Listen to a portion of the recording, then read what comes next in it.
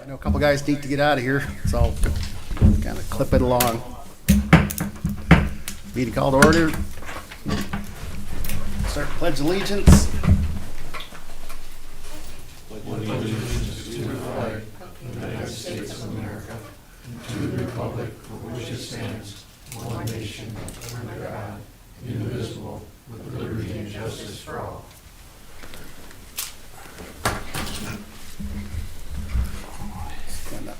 Item 3, roll call. Bob, you want to start us out? Bacon present.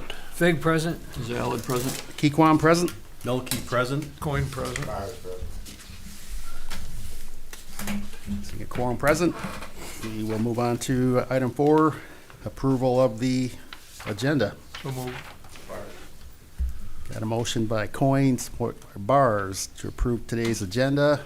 Hearing no questions, all in favor, say aye. Aye. All opposed, the same. And the agenda is approved. Going on to item number 5, approval of meeting minutes from May 19th, 2026, regular meeting. How are those looking? Short and sweet. Is that a motion? Motion, we approve the minutes from the May meeting. I'll support. Got a motion by Fig and support by Zalid. Hearing no comments, all in favor of approving the minutes, say aye. Aye. All opposed, the same. And the minutes are approved.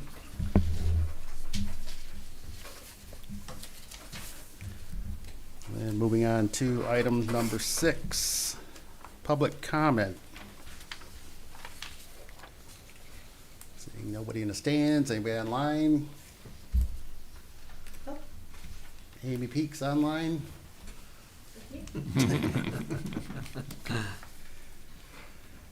Seeing no public present, we'll move on to item 7, presentation.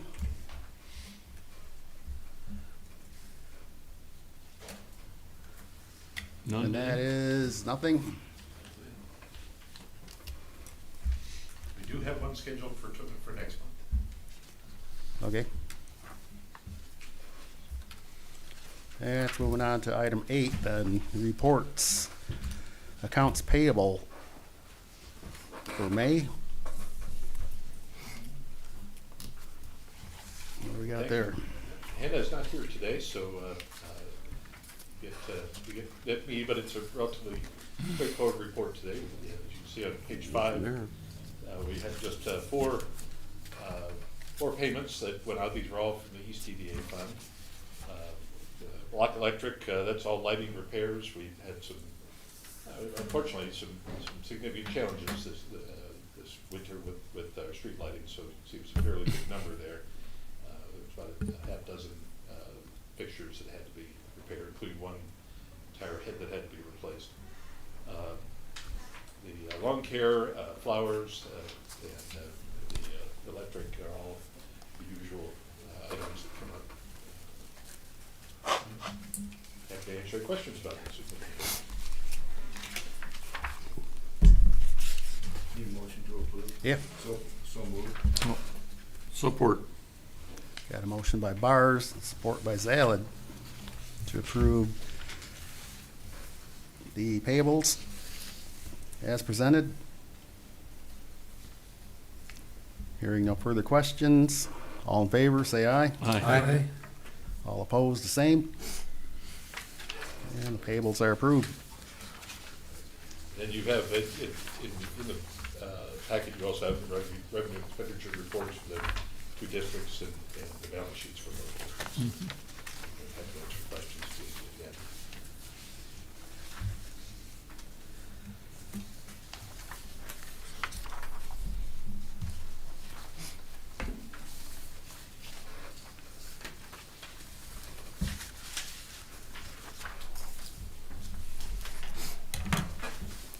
Questions or comments on the financials?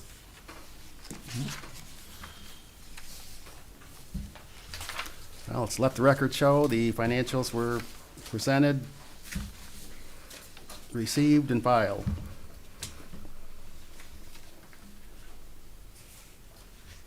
Also on item 8, page 12, you have your board member matrix with the expiration dates for your review.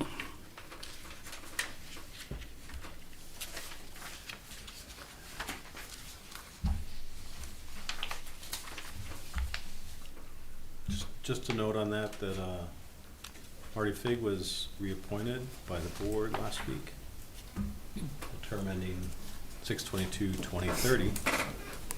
All right, thank you. Thank you. Congratulations. Thank you, everybody. Appreciate that. Just in time.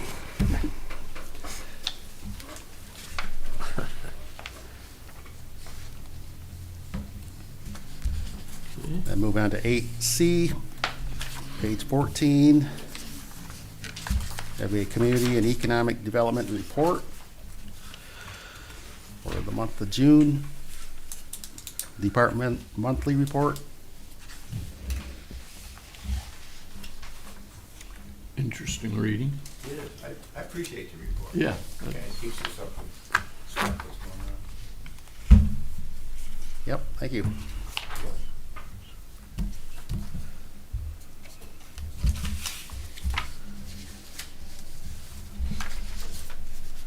And moving on to item 9, new business. Item A, discussion item, reinstallation of irrigation along Pickard Street in the East DDA.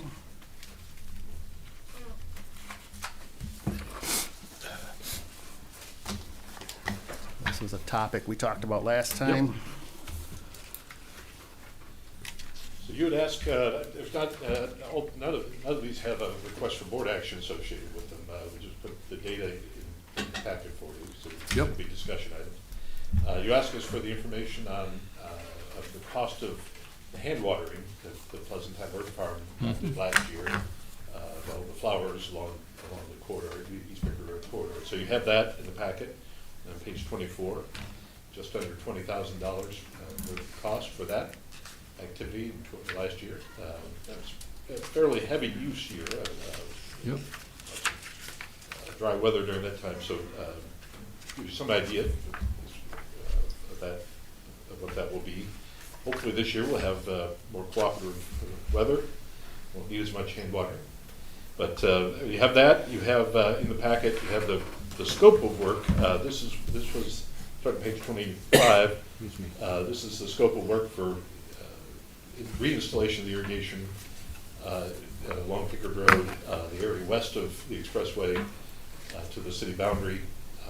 And this was prepared by our consultant, Graber and Graber. And then you have at the back, you have our capital improvements program that just shows we have the budget of $450,000 set aside for that. It was carried over from last year. For potential use for this. Just to give you something to work with in terms of discussion. As I said, this would just be for reinstalling the area to the west of the interchange. The area east of the interchange actually is, if you look, that's not yet been energized. We've had a lot of construction.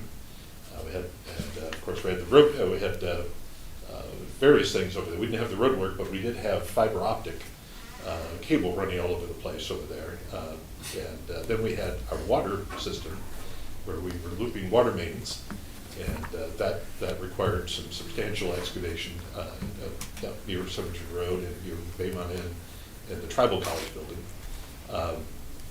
The contractor did make repairs as they found things. But we have not yet re-energized it. They're actually planning to do that in the near future, which will coordinate between Teelan, Turf, and our utility department to look at and see what's working and what's not.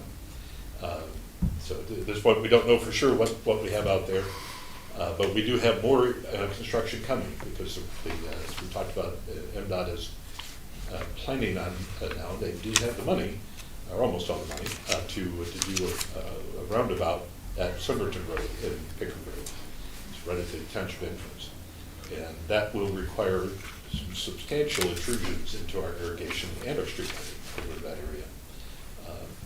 So we'd be looking forward to that. As I said, their plans are not finalized yet, but they have indicated that they have the funds to do the work with potentially a little help related to some additional lighting around the roundabout. They're looking for some matching funds for that part of the project. Anyway, with that in mind, just like we're going to be looking at that area and seeing how our system is there. But if you're interested in doing the part to the west of the interchange, you have the information here on the scope that we put together. We certainly can go back. We have a contract with Mr. Graber to take this project all the way to construction. Obviously, we didn't pursue that, so we'd have to renew that contract at this point. But we certainly could pick that up again and renew that contract and move forward if you're interested in doing it. I have a couple of questions. One of them has, refers several times to a Hunter-trained contractor. And I don't know if we're limiting itself to one brand, because Hunter is one brand, Toro, Rainbird, other ones. But I also know that when Bechtel did the original, he used Hunter Systems. Is that the reason why, or? No, it's actually what, if you recall, we hired Mr. Graber originally to give us advice on what Right. should we be doing. And that was part of his advice, was some particular systems that he felt would be most appropriate for our area. So that advice, when we then hired him to put together a plan and start that process towards bidding, that's what he spec'd out, was with that same type of. Well, most contractors would be able to handle them all anyhow, I would assume. I was thinking of, does that eliminate Teelan, because Teelan is basically Toro. No, they Huh? have Hunter. I know, well, they do everything, yeah. I don't know, but I would like to think that they'd have availability to install whatever needs to be. But, okay, but that's what the expert says. He knows it way more than I do. I'm sure That what- doesn't mean we couldn't look at something for an additional price based on his recommendation. We still have the option, like Rick is alluding to, that there could be another choice if there was a significant difference financially. Well, really, the question is will the system do what we need it to do? One of the things we need it to do is to be more user-friendly in terms of being able to recognize when there are problems, when the parts of the system are not working properly, to essentially be able to have better reporting back on that, and also to have a little bit more responsive system related to weather conditions, so we're not running it in the driving rain, for example. You mean as far as the sensors? Yeah, so it's sensors and also what reports back to the office, basically. What can we see on Yeah. our cell phone app or on the computer, looking at the health of the system and making sure that we're getting information that's helpful to be able to respond.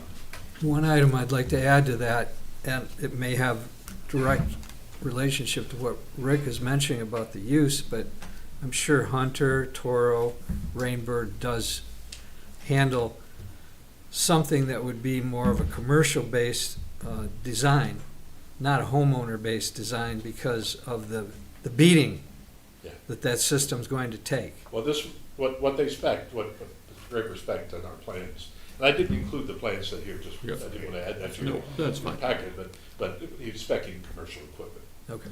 And I had asked this question back when he was presenting to us, and I don't remember the specifics, but I remember being very satisfied with the response, because I had the same concern. But I remember thinking, oh, that's why he did that, but I can't remember the details of why. That wasn't at that meeting when they made the presentation, so that's why I was just asking the question, so. Yeah, 'cause And I- it had nothing to do with whether I'm just more concerned, doesn't eliminate somebody because it specifically says Yeah, Hunter. I think Jim answered, I think that's a concern I have, so I would want to make sure that certainly our local contractor is not at any disadvantage by that choice. So, and if that's the case, then, we hired a guy, so. Well, we, I know you know we a lot about recommended, he recommended that. He did all the research. We don't have Yeah. to do the Yeah, research. that's why we hired him. That's why we hired him, Right. so. Right, And right. and in doing that research, he was actually working with TLIN because obviously he's finding out our existing system. I'm not concerned that there's gonna be a conflict Okay, there. good. Okay. Probably just, I think, I'm gonna paraphrase and keep with things moving along here is, I guess my intent when I threw this out or requested it last meeting was kind of give, make up the board's changed a little bit and just develop a consensus to either move forward on it, like getting some prices or just we're not interested and so probably try to focus that discussion on that. I'll start off. And I guess I'm open to, you know, with the watering bill, is for nothing else, there's a small return right there. Not to mention, like you say, you know, maintain the nice look we have down through there. So I was a little, before. I guess I'd be in support of getting some bids, going out for bids. Especially since when I saw the $20,000 a year so far, which is probably gonna go up Well, continuously. That was 25. That was last year. That was That's what I all of meant, last year. 20,000 for last year, I have no Yeah. idea what's gonna be this year, but I mean, that makes it a little bit easier to say, that's a lot of money, Yep, yeah, we Yeah. gotta do something about it, so. yes. So, I think. I mean, you guys know me, I'm super favorable on this. I think it's all about the looks of the corridor, and the Yeah. grass is already burnt to a crisp, and it's only June. It is. Support. Yep. It's looking pretty brown today.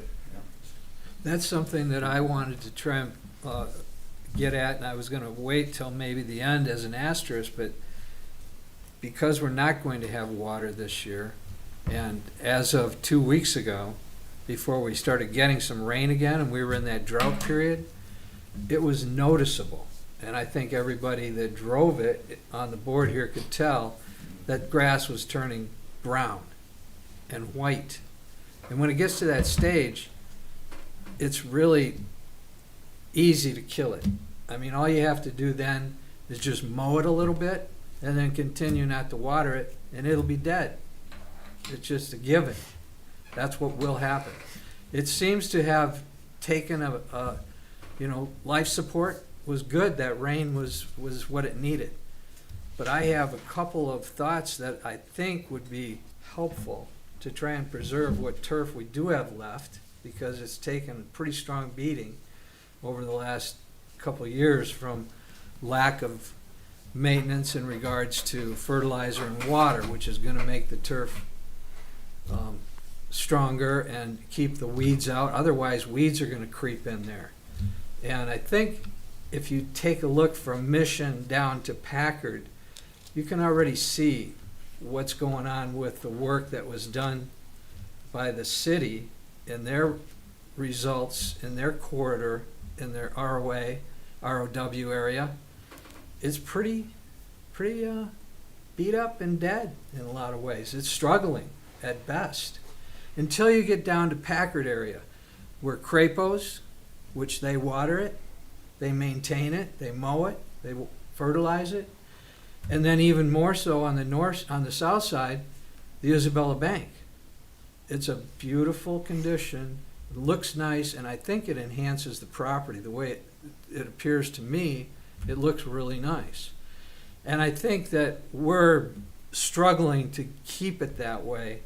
And my suggestion is to look at ways that we can help to preserve what turf or plants are there, so that maybe we can bring them along a little quicker, as opposed to fading out from the rest of what could have been a really strong drought a couple weeks ago. And the drought will probably come. A week, 2 weeks, maybe even 3. That's a real long period of drought in the Michigan climate. But a week or 2 can do a lot of damage at 80, 85, windy, and then with the insult of the mowing. Because once the grass goes dormant and it turns brown or white, then driving on it will crush the plant. And then there's no way for the root to continue, because the top of the plant is dead. and it can't feed the roots. So then the root's gone too. Now your turf is gone. So my suggestion is to try to look at ways to help preserve the turf as much as we can during the times of drought. And the first thing I think that would be important is to raise the mowing height. I don't see any reason that 4.5 to 5 inches wouldn't work just fine through that area. Probably pretty unnoticeable to most people driving by. But that would help give the plant a chance to survive in a drought condition. And then should we get to a point where we haven't had a rain for a week, 10 days, 2 weeks, it's like, let's not mow it. Let's just let it sit until we get some rain. And that might be a tough call to make, but among people that are working on it, if we have that mindset, we might be able to help prolong the turf that's still there. That's my thoughts in that corridor, to try to keep it as healthy as possible between now and when hopefully we do get an irrigation system in, which I think I would be strongly in favor of going forward on the irrigation project. But I think that in the meantime, if we can do something to help preserve what we do have, because just the way it looks now, if you could continue that from the Isabella Bank and Packard and Crapo area, all the way through the corridor out to Somerton, if that ends up being part of that, I think it's just going to be a tremendous benefit to all of the buildings and the corridor to have it nice and green. And not to say that that can't come back, but I think sometimes a stitch in time might save 9. That's what I'm trying to get at. Do we mow that, or does the property owner go out and mow their, have to do their own? We still mow the strip along there. Or we do? And we do treat it, we control in the spring, and that was a later treatment as well. There is the challenge. I'm not a big fan of what MDOT put in terms of the quality of the grass they put in, and I think so. That's also some of what you're seeing. Yeah, it's usually pretty minimal quality. Yeah, so there may be a need to look at supplementing that. MDOT would politely disagree, but I think they would. we're shortening the discussion here. Let's save that for another day. But there may also be a need to supplement, fill Yeah. in some of the There's things we can do once. So it sounds to me like there's consensus to continue. What do you think, Bob? Bob? We already approved $450,000, or that, go forward with that, and let's pursue that. We gotta get estimates now, though, don't we? Well, Well, we might as well here's, for bids, I Yeah. would say.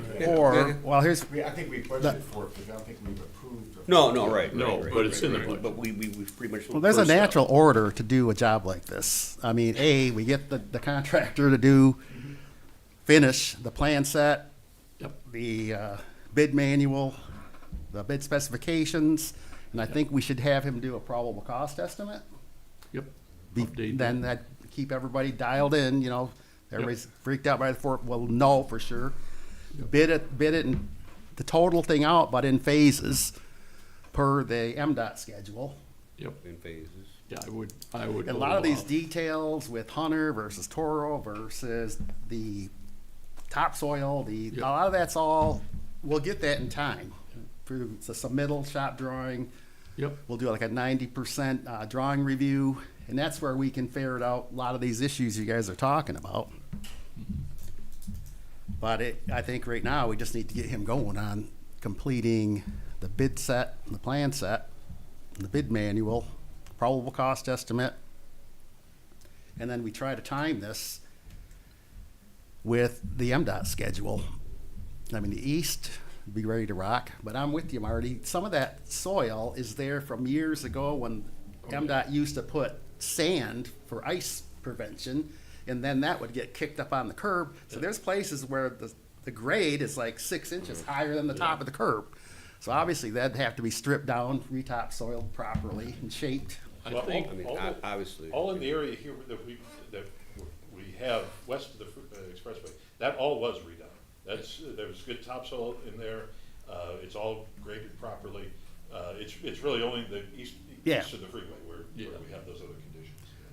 I But think- that part is not part of this, that scope is not part of this plan at this point. And I think Marty's point didn't have to do so much with the irrigation, but in absence of it this year, Yeah, are there steps we can take to preserve the turf Sure. for the following season? yeah. So That's I'll right, I'll that's check right. in with our mowing contractor, and he's mowing based on need, but I certainly can have a conversation with him about raising the bar a little bit, raising the blade, I think that would help a lot. and also just checking up with him on frequency. But as I said, he's mowing based on need. Okay. When it reaches a certain point, he mows. Okay, So, but we'll have him raise that up just a little bit. good. Do we need a motion to proceed, Rodney, or does Well, some direction from the board enough to? yeah, I would think, actually, I think a motion would be good, because it was a motion that kind of stopped the process. I will tell you that as we do have a contract with Mr. Graber. That contract essentially is out of date now. We're beyond the timeframe that he was obligated to it. But what I'd do is check in with him and see where he is, and if there's a need to bring something back to you, we'll do that for the next meeting. And if he can continue to work under what he gave us before, then we'll start the process back up, if that's the motion. Yeah. Yeah, I guess, move that we, direct the, township staff, Rodney, to, make contact, reach out to, Graber, Graber, yeah. Graber, and, bring back a proposal for board approval to proceed with the irrigation system on the N20 Pickard corridor, and I'm gonna say just west of the, west of the expressway for now. Support. Got a motion by Zala, support by Bars. For the irrigation system, any more questions? All in favor, say aye. Aye. All opposed, the same. And the motion is approved.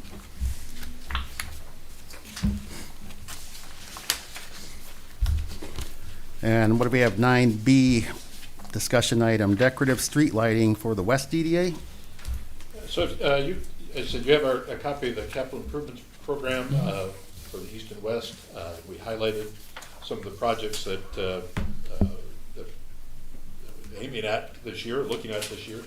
And one of those in the West DDA was this proposal to add decorative street lighting in that corridor along Remus Road, also parts of Lincoln Road.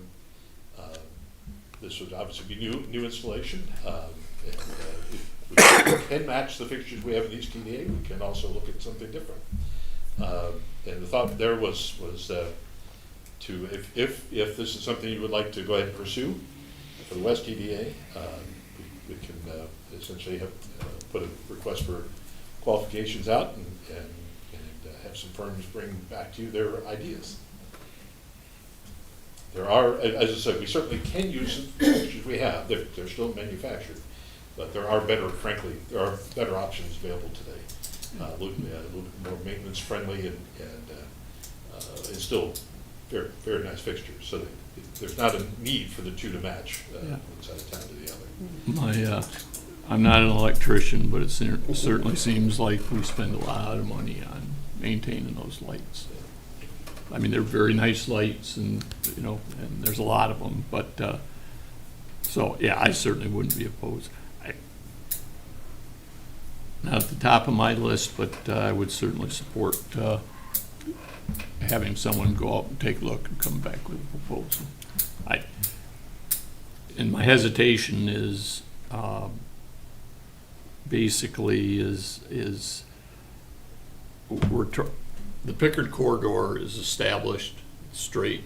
The right-of-way is established. The road's been rebuilt several times, so it's established. The West DDA, that corridor goes like this, as does the sidewalk. And so I hesitate a little bit on continuing to add trinkets along that corridor, and all of a sudden the highway department comes along and says, oh, we're gonna widen it out or whatever. And I don't think there's any plans to do that, but as we, as a district, continue to add things on there, you know, it may be to a point where it makes sense to do that.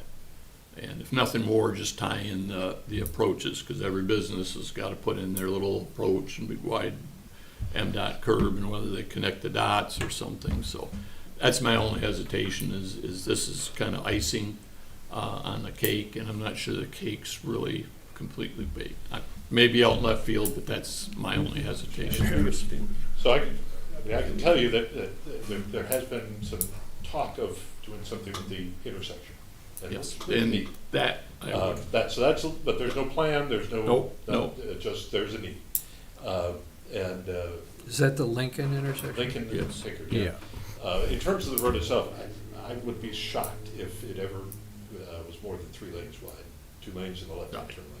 I would, I would agree. The only thing is just like I say, if you go look at the edge of metal down there, it just wanders from one, you know, passing lane, not passing lane, but a decel lane to the other. And, you know, one thing, you know, to me, and it's probably not worth it because it's 100% aesthetic, is just if they just match the driveways and put curb and storm sewer, because it has no storm sewer in it, and put that so that when you look down at least the street, there's a straight curb line going the whole from Bradley down there. Right, and in the same way, we wanted streetlights to be as well. Right. So anyway, that's enough of that. And those are streetlights on north and south side of Remus? That would be the intent. Yeah. So you think pursue an RFP, or how are you saying that? Well, somewhat sounds like there may not be a consensus to do it right now for a number of reasons. Maybe it's more of a go sit back down with NDOT and see what we can goose them into doing on that road. But and that's fine as well. If that's the direction, we'll spend some more time with NDOT and see if we may be able to get a road project out of it. But if there is consensus, what I think we would start with is actually what's called a request for qualifications. It's relatively easy for the firms to do. They're basically just giving you here's what we can do. Examples of things we think would work in this space. They may include some financial information, cost information associated with that, but it's really to introduce the firms and have them present that information to you, and then hopefully there would be a couple of firms that would stand out among them in terms of having products that you're interested in, or that are clearly responding to that location and the need there. And then we would invite those, let's call them the finalists, you might say, that would be identified to actually put together proposals. It's just a way to make it easier for firms to get information in front of you without having to put together detailed proposals, which often limits the number of firms we get to see. Because when we ask for proposals first, we tend to only get them from the larger firms and not necessarily from some of the smaller ones or more local ones. That would be my recommendation. From my perspective, it seems as though the area is getting more use from the sidewalks that were installed.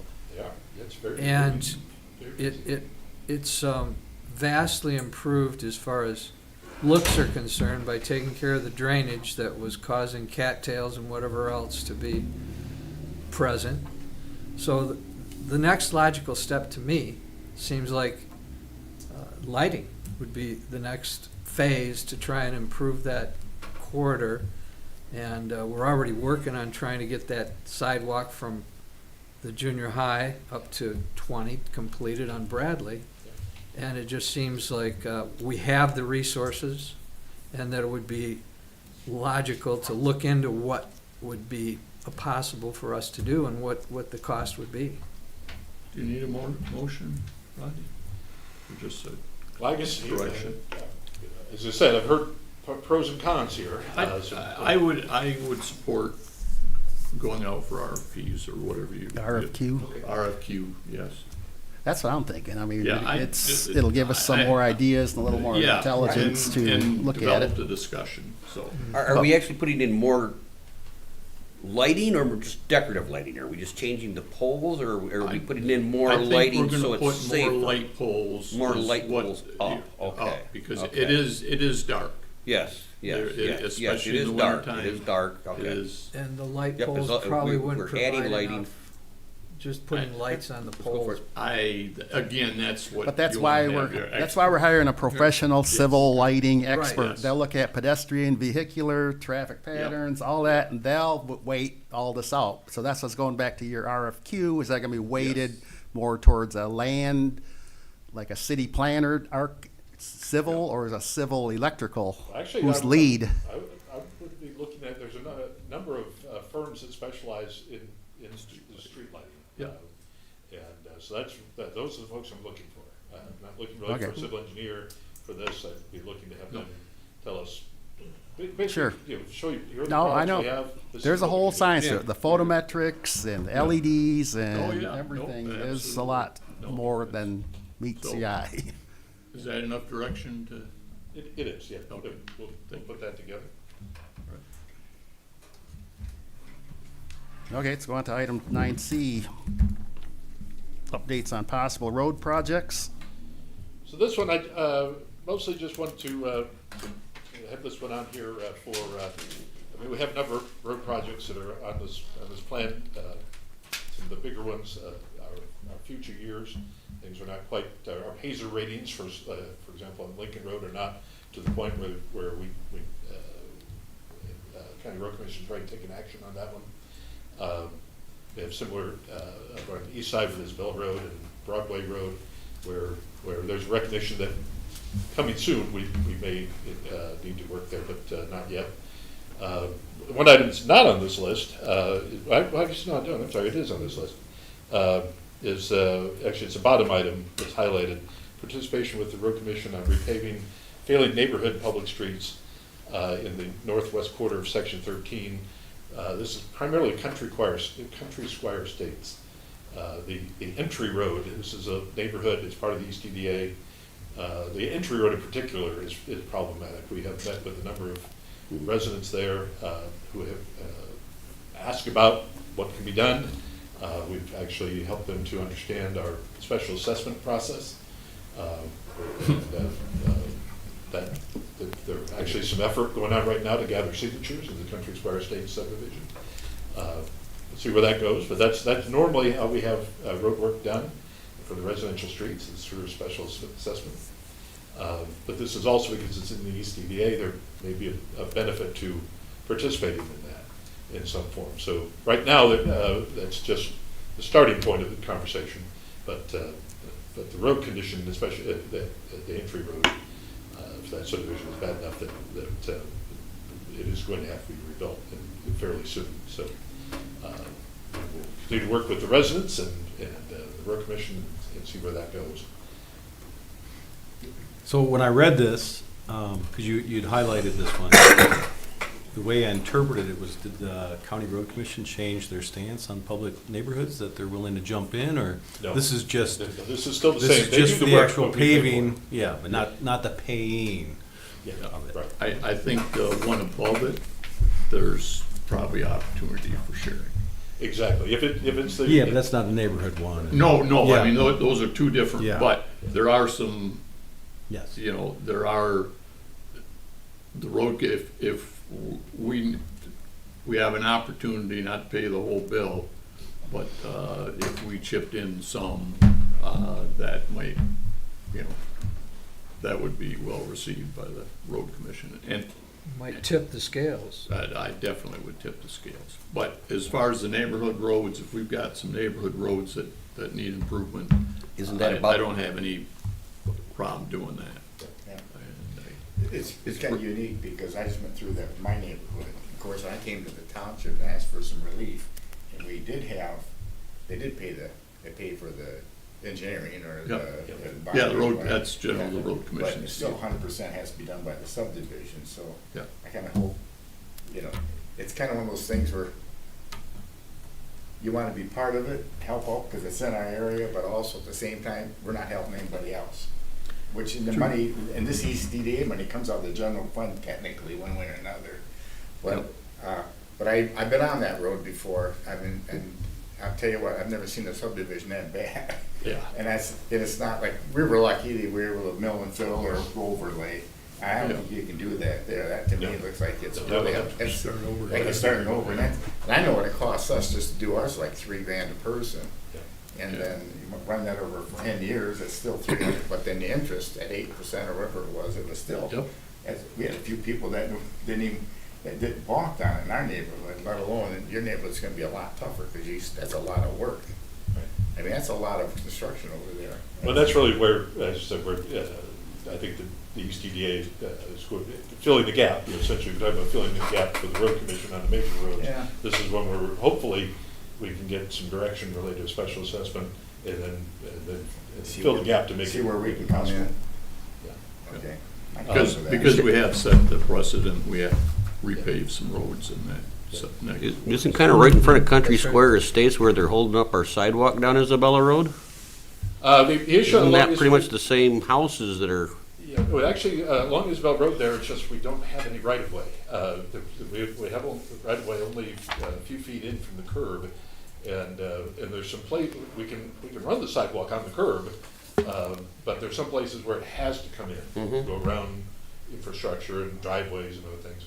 And we just haven't been able to get all the easements yet for that stretch of sidewalk south of K Street, down to Broadway. So, all right, so there's that one. I appreciate some feedback on that item. I'll certainly keep you up to date as things move forward with that. The other item was the Class A roads in the East TDA, in that industrial area, Packard Street and such.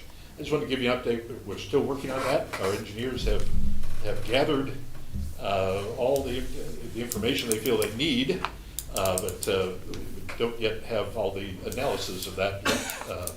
It is, as I understand it, they have some public, we have some they feel are actually private roads, and some that are unknown still.